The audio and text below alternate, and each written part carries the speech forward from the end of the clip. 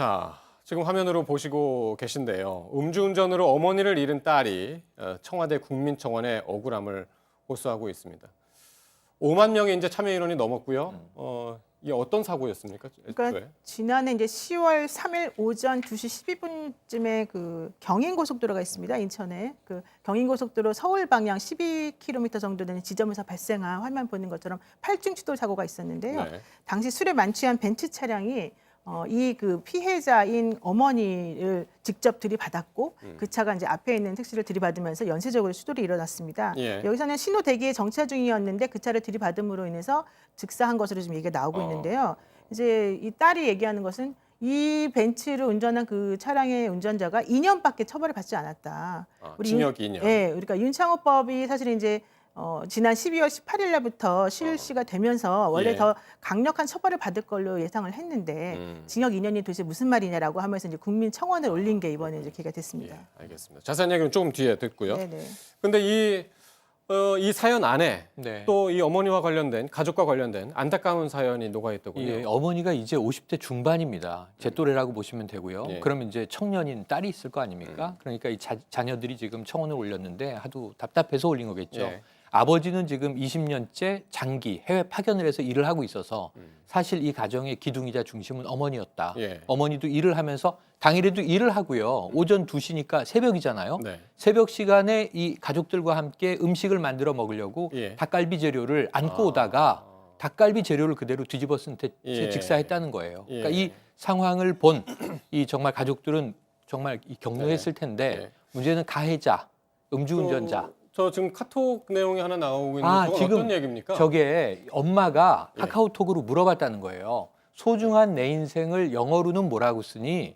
그래서 이 precious life라고 씁니다라고 예. 알려드렸더니 예. 그 영어를 그대로 이제 카톡 프로필에 엄마가 소중한 내 인생을 좀 좌우명으로 예. 인생을 소중하게 살고 싶다고 딸에게 물어봐서 저 카톡 프로필을 저 문구로 바꾼 날 예. 새벽에 다음 날 새벽에 사망을 하신 거니까 네. 가족들은 이 엄마의 지금 그 삶에 대한 애착과 더불어서 그러니까요. 더 안타까운 상황이 된 겁니다. 그러겠네요.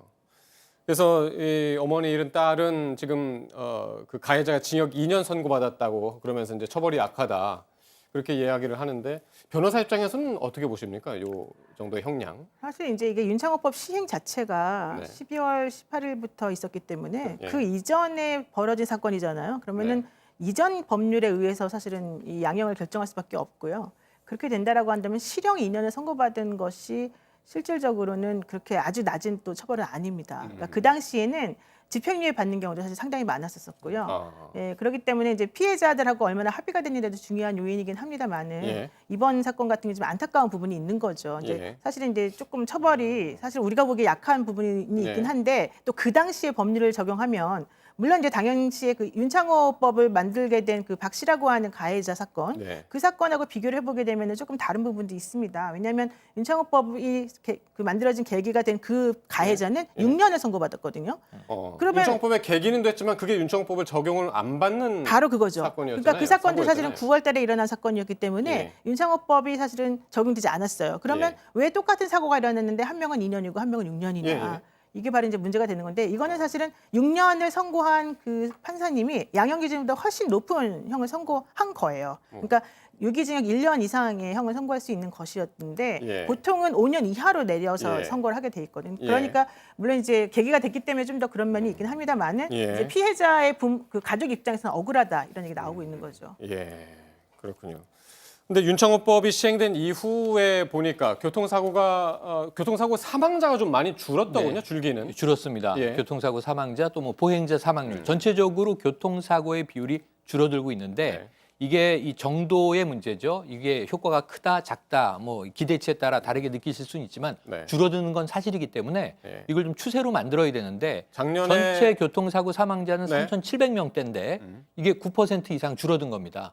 그런데 특히 음주운전, 음주사고로 인한 사망자는 네. 21%가 줄었습니다. 그러니까 전년 대비 90명이 줄었거든요. 예. 그러니까 상당히 음주운전에 의한 사망은 줄었다. 이렇게 평가할 수 있겠고요. 예. 앞으로 이게 더 낮아져 갔으면 좋겠다 하는 바람입니다. 그러니까 많이 줄긴 했으나 여전히 많은 수치입니다. 그러니까 원래 3,000명이 많았기 넘는- 때문에 줄었지만 아직도 예. 많다. 더 줄여야 한다. 이렇게 네. 생각을 해야겠죠. 예.